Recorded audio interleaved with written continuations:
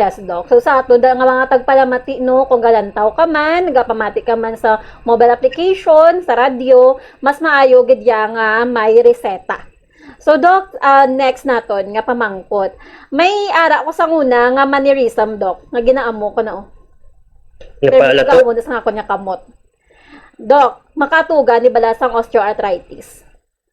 Ang inang pala to actually damo theory sina nga kung makakause ni sa osteoarthritis mayara ka sila nga posible kay do ginapilit mo ang hindi man dapat ginapilit bala nga ginapalato how so meaning hindi man necessary nga obron madlo-adlaw mo gali do mannerism Yes. siya no.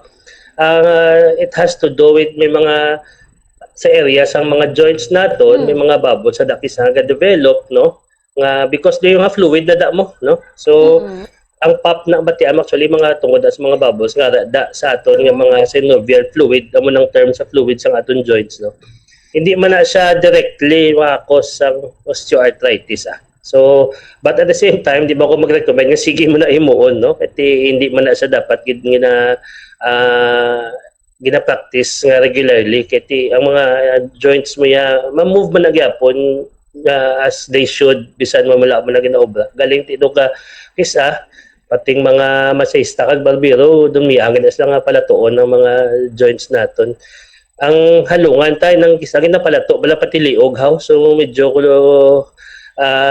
sensitive nga area ang mga joints naton sa spine sa liog so kisa it might be more harmful no so gusto na naiwasan ng mga amo nang practice.